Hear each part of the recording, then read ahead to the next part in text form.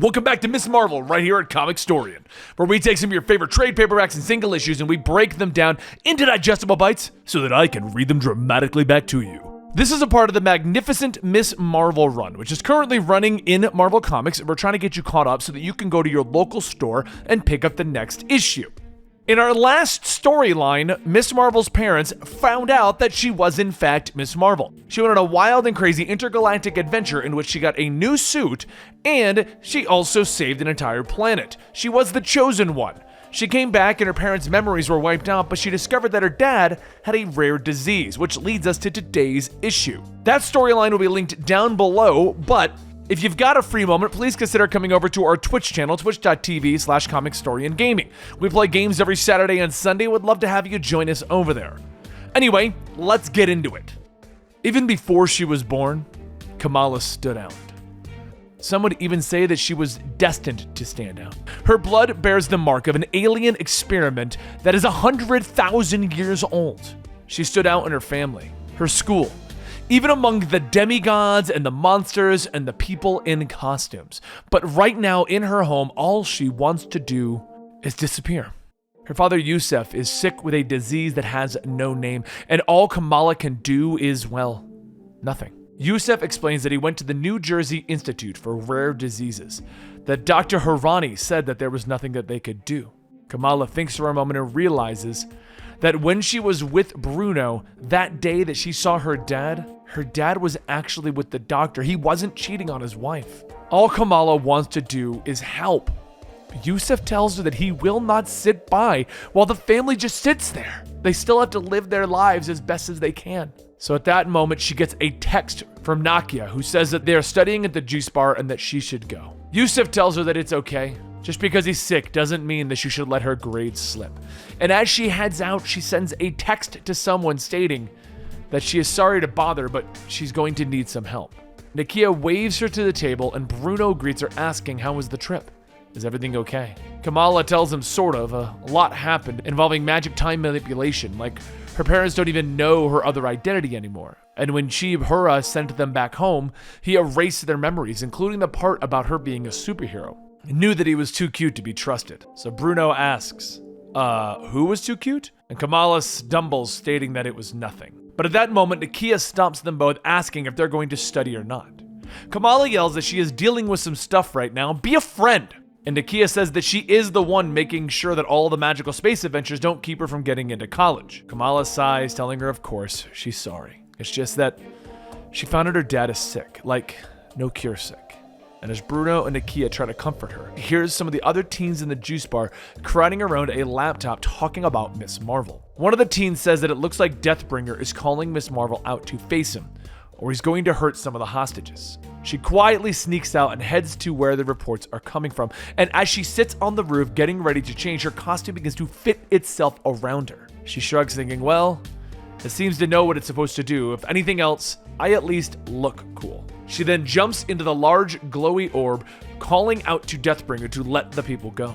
She doesn't get an answer, and slowly she walks through the haze asking, Deathbringer?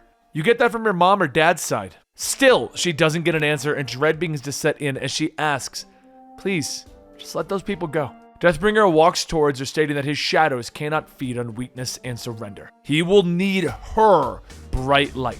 Kamala sees him unarmed, asking, didn't you have a gun the last time that we fought? And he laughs, telling her that the last time that they faced each other, he was hiding behind men's tools. Now that it is the night, he is able to use the arcane power. Now rise! Suddenly, all around Kamala, creatures begin to claw their way out of the ground, and Kamala turns her arms into a blade and mace, telling them, stay back! As the creatures swarm around her, she struggles to get free, but she feels her powers fading. She can't embiggen. At that moment, through the pile of bodies, one of the ribbons on Kamala's new costume pops out and begins to scan. The scan comes back and Kamala yells, of course!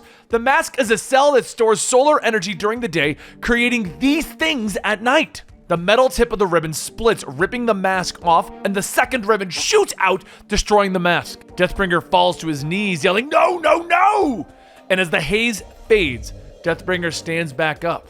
Abandoned by the shadow, Deathbringer is defeated.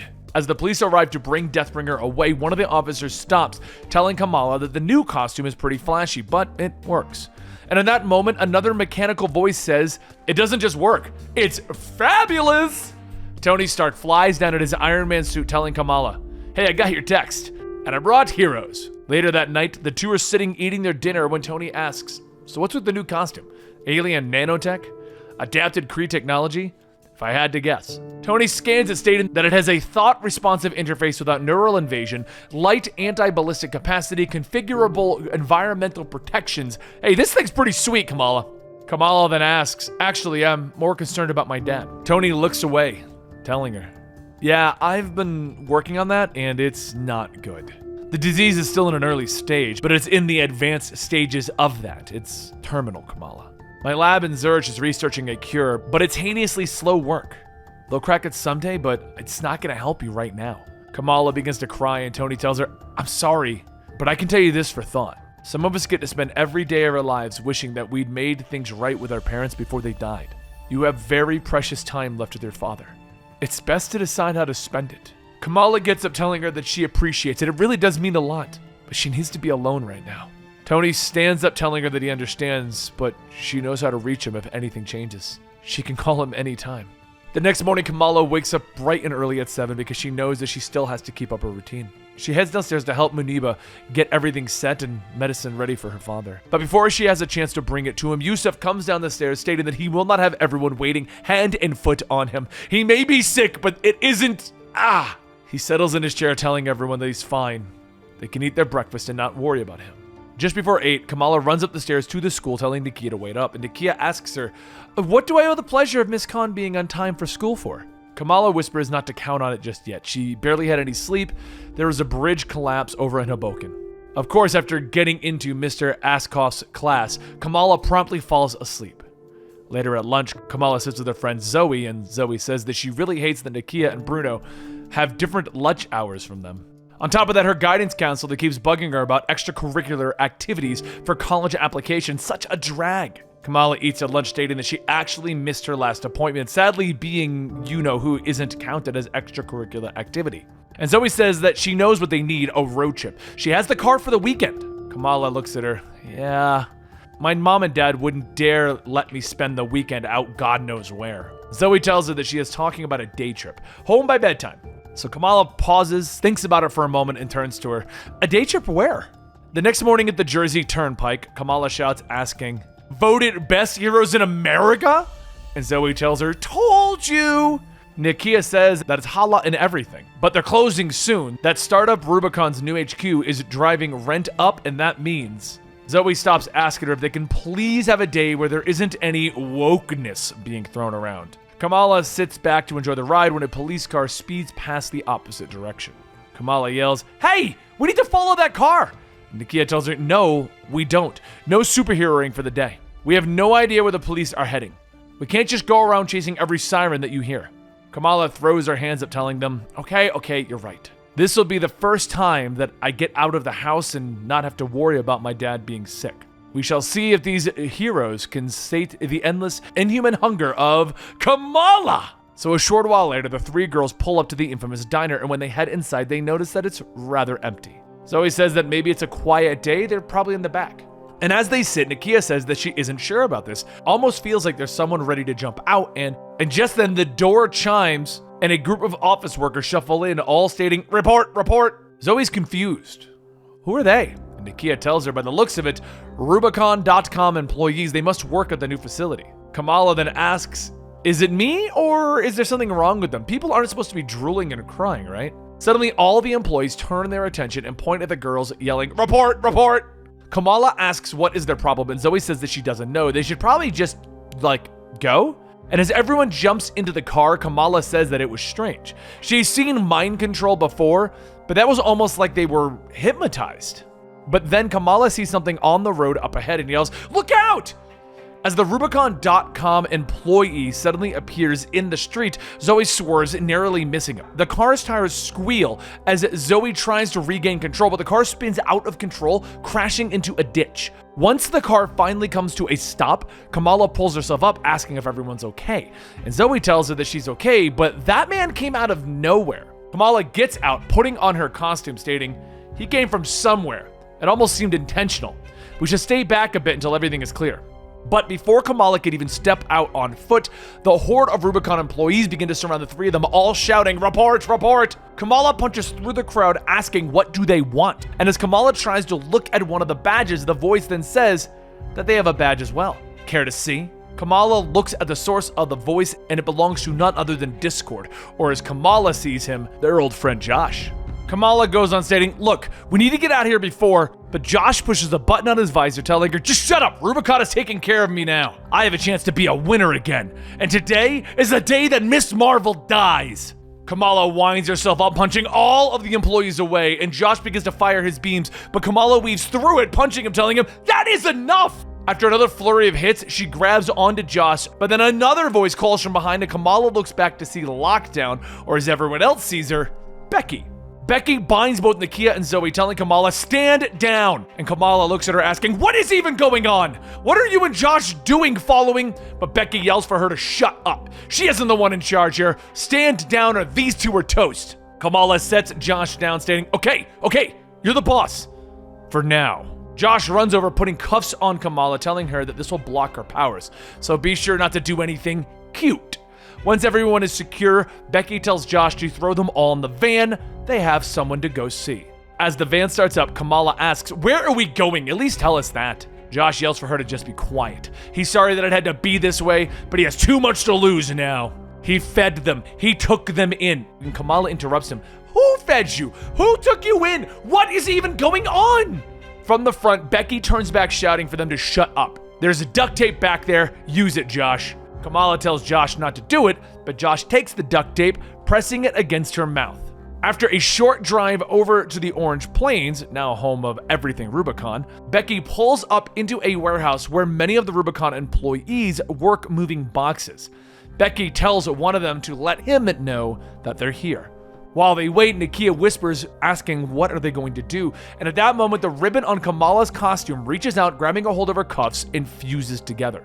Becky pushes Kamala from behind, telling her to move. It's time to say hello to Uncle Brett. As Becky finishes, a man in a black turtleneck and tight blue jeans walks out with Kamala asking, "Okay, this is your uncle?" Brett says that he is every Rubicon associate's uncle. They are not just a company. We are a family! And it is so great to meet Miss Marvel for an interview. Kamala yells that she doesn't know what he or his company did to the town, but if he doesn't let them go, Brett scoffs, stating, "We saved this town! Orange Plains was in bad shape, businesses closing, record unemployment. Rubicon brought growth to this city, and growth is at the center of everything that we do. See, when you become an associate, your powers will amplify, mine exponentially." Just then the ribbons rip off the cuffs and Kamala embiggens, stating, "I have no idea what you're talking about, but me and my friends are leaving." She swipes at Becky, knocking her away to clear a path, and as she reaches back at Brett, her hand sinks into him. She pulls back, but suddenly her mind goes blank, with Zoe asking, "What's going on? You need to snap out of it, Kamala." Zoe bites down on Kamala's thumb, snapping her back to reality, and she begins to start running. As she's running, she states that it feels like that Brett guy has a mind control power. When her hand was inside of him, she could see something horrible trying to consume her. But after the run, Kamala sets everyone down, stating that she just needs to rest. At that moment, Josh and Becky leap down, with Josh yelling, "You just made me look bad in front of Uncle Brett." Kamala extends her arm, punching Brett, asking, "Will you ever just shut up?" Becky fires a laser blast, narrowly missing Kamala, but then Kamala grabs her, wrapping herself around two trees and slingshotting herself, stating, "Bye, Becky!" With Becky down, Kamala hears rustling and spins back, wrapping up Josh with an arm, squeezing. Loud crunching sounds can be heard, and Josh barely manages to state, "I give up, please." Zoe turns over, pulling Kamala, telling her to stop. She's going to kill Josh. But Kamala lets up, stating that this new costume has been boosting her strength. It almost felt like. But before she could finish, a voice tells him that he knew that he should have required Josh and Becky to be processed. Kamala turns back to Brett, stating, "Look, it's over. You're alone," and... But his body begins to twist as he grows in size, and faces appear, stating, "You are not a part of the Rubicon family, yes, Miss Marvel? Don't call me Uncle Brett. Call me Monopoly." Monopoly grabs a hold of Kamala, stating that they haven't finished her orientation. His body slowly begins to absorb Kamala, and as she floats inside, she tells herself that this can't be the end. This won't be the end! She has to fight her way out of this. She has to grow and grow and big it. As she releases her energy, Monopoly's body explodes, releasing all of the people that he has absorbed, and Monopoly in his human form stands up asking, What happened? Kamala grabs him, telling him, "You're finished." So a short while later, the police arrive, and Kamala asks, "What do they mean they're not arresting him?" The officer tells her that the two in the power suits are being charged for assault and kidnapping, but the higher-ups state that they don't have anything that we can charge on this man. Monopoly's lawyer says that this is because his client hasn't broken any laws. He can't be held responsible for the actions of rogue employees. Kamala yells, "He sucked up his employees into his guts and made them zombies!" And the lawyer tells her that every one of those employees signed a release form authorizing personal processing. So as Becky is taken away, she looks back, telling Kamala that this isn't over. "You're dead, Miss Marvel! You hear me? Dead!" And Kamala looks at Josh, and he tells her that this was it. This was his last chance at winning, and she took it from him. And someday he's going to kill her for it. With everyone who is able to be locked up taken away, Nakia says they should probably go home. So Kamala sits in the back seat thinking that the drive home is going to be quiet. Her friends saw some pretty scary stuff, and she was one of them. They've each retreated into their shells, and sometimes people need to do that. Josh has his little shell, and she went and broke it. She had to, because sometimes the shell that you crawl in to protect yourself, that's the thing that'll kill you. And there you have it. The storyline of her father is dying is now going on. And we're going to be doing more storylines as we're going. We're going to continue to do Miss Marvel. I want to bring it to you on a weekly basis until you are caught up on the Miss Marvel storylines.